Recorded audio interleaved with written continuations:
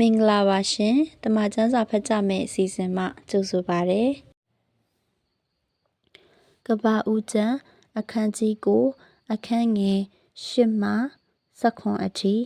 တဖန်ဖျားသခင်သည်နောအေးနှင့်သူ၏သားတို့ကိုမိန့်တော်မူသည်ကားသင်တို့နှင့်၎င်းနောက်ဖြစ်လက်တန့်သောအမျိုးအနွယ်နှင့်၎င်းသင်တို့ထံမှအသက်ရှင်သောတိရစ္ဆာန်တည်းဟုသောငှက်သားယင်သားရဲ့ရှိသမျှသင်္ဘောထဲကထွက်ဆင်းသမျှမှစ၍မြေတိရစ္ဆာန်အပေါင်းတို့နှင့်၎င်းငါသည်ကိုယ်တိုင်ပဋိညာဉ်ပြု၏သင်တို့နှင့်ငါပြုသောပဋိညာဉ်ဟုမူကားရေလွှမ်းမိုးခြင်းအပြင်ခတ်သိမ်းသောတတ္တဝါတို့သည်နောက်တဖန်မဆုံးရကြမြေကြီးကိုဖျက်ဆီးဖို့ရာနောက်တဖန်ရေလွှမ်းမိုးခြင်းမရှိရထိုမှတပါငါတစ်ဖက်သင်တို့နှင့်သင်တို့ထံမှအသက်ရှင်သမျှသောတိရစ္ဆာန်တို့တစ်ဖက်၌သားမြေးအစဉ်အဆက်မပြတ်ငါပြုသောပဋိညာဉ်၏လက္ခဏာသက်သေဟုမူကားငါသည်တက်တန့်ကို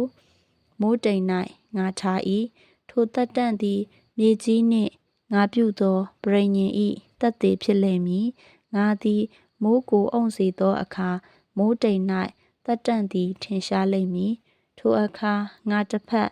သင်တို့မှစ၍အသက်ရှင်သောတတ္တဝါတိရစ္ဆာန်ရှိသမျှတို့တစ်ဖက်၌ရှိသောငါ၏ပဋိညာဉ်ကိုငါအောက်မေ့သဖြင့်ခတ်သိမ်းသောတတ္တဝါတို့ကိုဖျက်ဆီးခြင်းငါ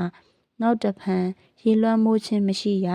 မိုးတိမ်၌တက်တန့်ရှိသည်ကိုငါကြည့်ရှုသဖြင့်ဖျားသခင်နှင့်မြေကြီးပေါ်မှာအသက်ရှင်သောတတ္တဝါတိရစ္ဆာန်အပေါင်းတို့စัจ जा မှာရှိသောထာဝရပဋိညာဉ်ကိုငါအောက်မေ့မည်ဤသည်ကငါနှင့်မြေကြီးပေါ်မှာရှိသော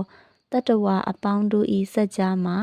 ငါအမြဲဖွဲ့သောပဋိညာဉ်၏လက္ခဏာသက်သေဖြစ်သည်ဟုနောအေကိုဖျားသခင်မိန့်တော်မူ၏ Everything to God in prayer.